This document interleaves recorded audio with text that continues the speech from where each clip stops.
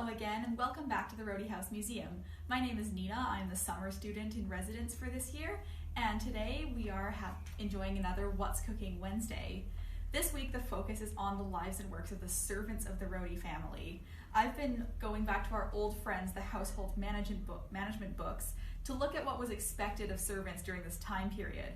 A lot of these books are not written for the servants in mind. They're more aimed at the women, the housewives who would be managing servants, largely talking about codes of behavior and how to divide up work between the woman of the house and the servant or servants that she hired. During this time, most middle-class families did not have the money or the space to employ the giant sort of boatload of servants that you see in a lot of costume dramas, Downton Abbey type affairs. People like the Roeddes would have hired one servant at a time. We unfortunately do not have a ton of information about the Roedde servants, and I'm going to address that later. But we know that they had a series of several maids, and at some point in the 1890s, they had a Chinese servant or a day boy whose name was Hung, and I'm going to talk more about him in this video. The servants would have lived in a small room upstairs near the back of the house, and they would have used a back staircase, which I'm going to show you in a little bit. So if you're going to come with me into the kitchen, I can show you a little about what sort of the work the servants of the Roedde family would have done. We're going to go move over there right now. Right now we're in the parlor. This is a very fancy room. You'll see the kitchen, which we've been to before, is a lot more practical and much more plain. If we're going to be talking about servants during the Victorian era, we have to address problems with evidence. As you can see by this really well-furnished parlor, a lot of historical documentation we have is mostly about the lives of wealthier or middle-class people, and the lives of the working classes are really kind of swept under the rug.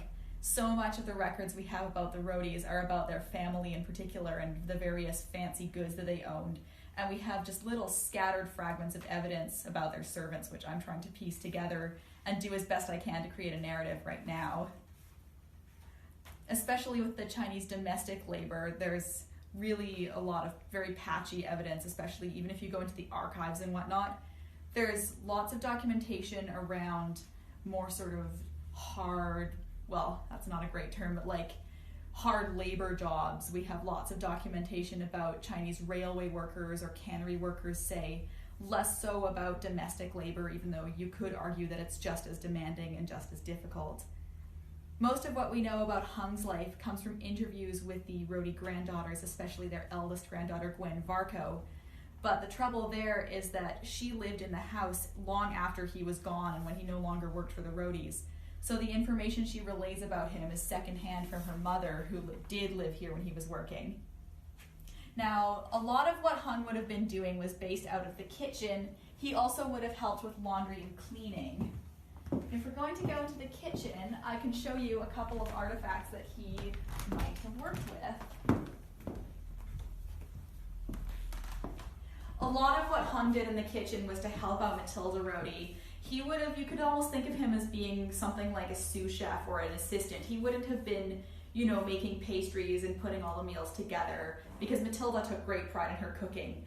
But he did do a lot of help with the prep work. He would have done some stuff like peeling vegetables, doing more butchering work, taking care of tools, doing the dishes and whatnot. I've got a few things here. I've got a vegetable peeler. This is a knife sharpener with this long handle here. And this is a pestle for grinding ingredients and for tenderizing meat. He might have used artifacts like that when he was helping out in the kitchen. We also know that he took care of the Roedde dogs sometimes. He would feed them chicken bones when he was preparing chickens for dinner. He also would have helped with the laundry over here in the sink. And as we talked about in our laundry video a few weeks ago, that was a very demanding task and took the entire day, so I'm sure Matilda was very grateful for all the help she could get, especially in a house with 5 kids. Hung would have also helped with the cleaning, and I'm going to talk a bit more about that next week. When he was doing the laundry, he would have taken it to the turret on the 3rd floor to dry, and he would have carried it up the back stair, which if you look through there, you can see it's quite plain, no fancy wallpaper or nice carpeting or anything. He and the other servants the Roeddes hired would only have been allowed to use that staircase, and it also leads up to the servants' quarters. And it's in quite a contrast to the stairs in the front room, which I'm leading you to right now. The servants would never have been allowed to use these stairs, only the family could go up them. It's quite a contrast to the servants' stair. You see we have the fancy statue with Aurora, goddess of the dawn. The carpeting is all nice and lush. You can really see the difference in class here just looking at these staircases. Now, we don't know when Hung was hired by the Roeddes, and we don't really know for how long he worked for them, but we do know that he left sometime in the 1890s. And this is one of those times when the trouble with evidence is really glaring and very apparent. Gwen Varco's interview says that Hung chased her mother, Emma Roedde, with a knife at some point when she was about 6 or 7. But unfortunately, she doesn't tell us why. Oh my. Perhaps I should move somewhere where the clock is not going to go off. Or is it over? All right. Anyhow, Emma Roedde had done something to antagonize Hung, and unfortunately we really don't know what that was, but it led to him chasing her and it led to him getting fired. Again, this is a problem with historical evidence, and it does tie into the privilege of being preserved. You know, whose stories get told and whose are left fragmentary really does have a lot to do with which members of society have privilege and which ones don't. We know a lot more about Emma Roedde's life than we do about Hung's, and that's a problem with the museum field at large. We don't necessarily have hard evidence for aspects of Hung's life, but Gwen does provide us with a couple of theories as to why he ended up getting provoked and getting fired. She theorizes that he may have been in a bad mood because of a lack of sleep. He and other Chinese servants in the West End neighborhood would have worked during the day and then made the trip east, over to Chinatown to gamble and play Fan-Tan and have a little bit of downtime at night. They would have stayed there quite late and then gone back to the homes where they worked, snuck in a few hours of sleep, and then gotten up in the morning to work during the day. She also mentions that he might have been in a particularly bad mood if he'd lost a game of Fan-Tan the night before. Again, this provides a really tantalizing glimpse into the lives of servants, but unfortunately it's not a first-hand account, it's about third-hand. I would love to know more, I would love to tell you more about what his life outside of work at Roedde House was like, but we really just don't have that kind of information. Luckily, I'm doing some research over the summer, and I'm trying to, if not fill all the gaps in his story, at least give you a slightly broader picture of what being a domestic worker in 1890s Vancouver would have been like. One thing that some servants, we don't know for sure if Hung did this, but other Chinese servants did outside of work, was that they would go to school. Many of these servants were young, unmarried men, and they were more employable if they could speak English. Sometimes the families who hired them would let them take off some time during the day so that they could go to school. Gwen Varco remembers being in grade 3, so she would have been about 8 years old, my bad, and having a 17-year-old Chinese boy in her class learning about a grade 3 level of English. That's, sorry, I got lost on train of thought there for a minute. Anyhow, that's a little bit of information about what the lives of servants would have been like outside of the labor that they did.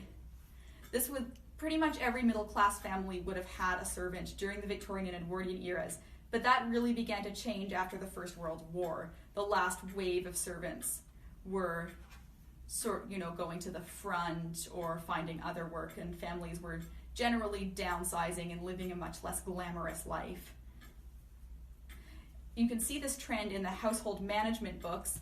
They stopped talking about, how to manage your servants, how to delegate work to different people, and they start giving you instructions on how to do all of the housework yourself. This is a book that I've brought up in a couple of videos before. It's from 1922, and instead of talking about how to manage your servants, it tells you how to clean furniture and how to do all the dishes yourself, and some of the instructions are almost childishly simple. You get the sense that this was written for women who had not really done a lot of household labor before.